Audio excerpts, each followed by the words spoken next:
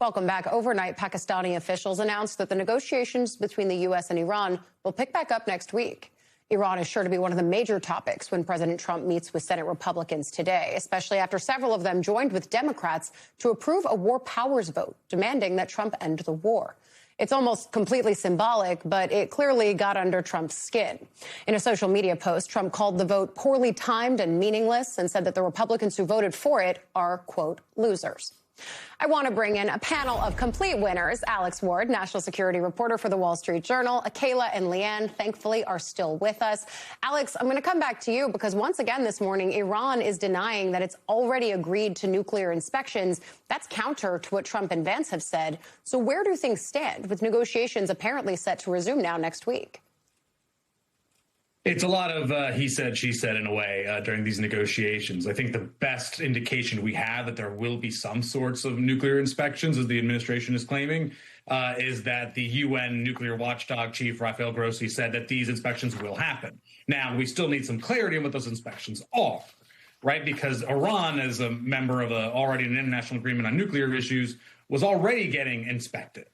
The question here is, will Iran allow access to its three main nuclear sites, the ones that the U.S. hit last year in Operation Midnight Hammer? And that's where the majority of the enriched material is. So that's really what the U.S. wants to look into.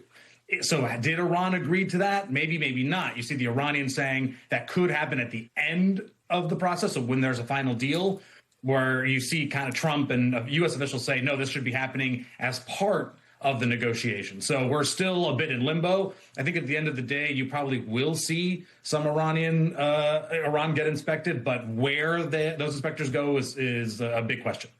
Yeah, and that's just one of a long list of agreements that I think U.S. policymakers and Republicans on Capitol Hill might want firmer footing on, especially if they are at some point supposed to vote on this deal. You know, Alex, the other part of this, your paper, The Wall Street Journal, is reporting that Trump is going to meet with military contractors amid major worries about the country's munitions stockpiles. It's something that we've heard Hegseth be pressed about in his various appearances on Capitol Hill, something that military leaders have been clear about, not just now, but over the course of the last few years. So how big of a problem is it actually? And then how much can these contractors realistically do about it as they go to meet with the president? So the administration will continue to say that they have enough munitions, or that the U.S. military has enough munitions to fight the wars that President Trump might order or might want to fight. The big question here, though, is like how much actually is there? And those are highly classified numbers. But what's been out in public reporting is that the U.S. has expended a lot of these munitions, to the point that there are genuine questions about, say, if China were to invade Taiwan, could the U.S. actually repel a Chinese force with the weaponry that the U.S. has?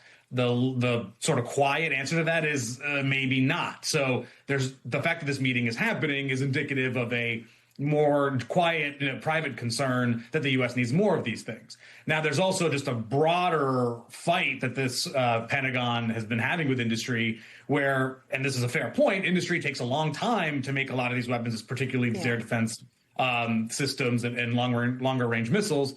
It could take, 2 or so years to make some of these in some cases. And so there's now a movement to kind of go quicker and cheaper, right? Especially when you see, Ukraine's a different issue, but they're using drones. But there are ways to perhaps go sort of less sophisticated, less technologically incredible, but just have, a quantity of these things that make fighting a war a little easier and on a faster timeline. Yeah, and I think that is one of the active conversations alongside how do we replenish our munitions stockpile so that we are ready for whatever the next conflict might be. You bring up Taiwan. That is an example that we hear a lot. So that's a conversation on Capitol Hill, Leanne. And then also the Pentagon coming to the Senate and saying they finally have a number for that supplemental bill, about $80 billion, mostly to pay for the Iran war. And it puts Republicans in the position of not having had a say in the war, not being briefed to their liking by the administration on progress or this memorandum of understanding. And yet here we are, Leanne, that they may have to vote to foot the bill anyway. And I wonder how much they hate that. Yeah, they absolutely hate it. This is putting Republicans in a really tough position. We'll see where this goes, how it happens. There's already a $1.07 trillion appropriations request from the administration that Congress is moving through the committee process, through the appropriations process. They want $80 billion more. The White House wants Republicans to do it along a party line vote, which is making Republicans uncomfortable. They don't want to shoulder this responsibility on their own. They want Democrats to also have to play a role here. But, you know, there's just such deep frustration from both parties about this war, the fact that it happened. Some Republicans absolutely agree that it should have, others don't. But also, Congress hasn't been fully briefed yet on the MOU. Pete Hegseth, the defense secretary, is coming to Capitol Hill today to brief a group of conservative House Republicans. He is in a classified briefing. He is holding that briefing before he has provided an all-member briefing for members of the Senate and the House for any Democrats to be briefed. And so there are just so many boxes that still need to be checked before Congress is going to feel comfortable in entertaining this request from the administration, Allie. Yeah, and then you wonder why there's frustration among Republicans even saying, hey, we should be on your team. We're not even getting clear briefings when you do come up to brief us, which is definitely not as often as they want. And then, Akayla, all of that comes as Marco Rubio is in the Gulf trying to get our allies on board with this memorandum, as well as the ongoing negotiations, telling them no country can charge ships to go through the Strait of Hormuz. It kind of feels like it might be a damage control mission for Rubio after the initial blowback at home from the deal. But what is it that he's trying to sell? What are your sources telling you? Well, one of the reasons why this trip is so important is Gulf allies, frankly, aren't totally comfortable with this deal. You have to remember countries like UAE took the bulk of that counterattacks from Iran. They saw several missiles. They saw deaths, people wounded.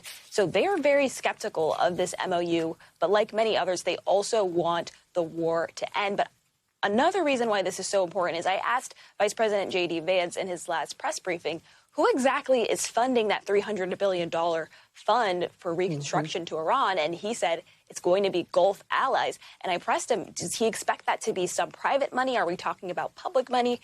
And he didn't exactly know. He said potentially that it could be private money from countries like UAE. So to me, that really signals, even though this is written down in the MOU, I don't think that there's a clear sign of exactly where all that money is coming from that the U.S. has frankly committed to making sure that Iran gets.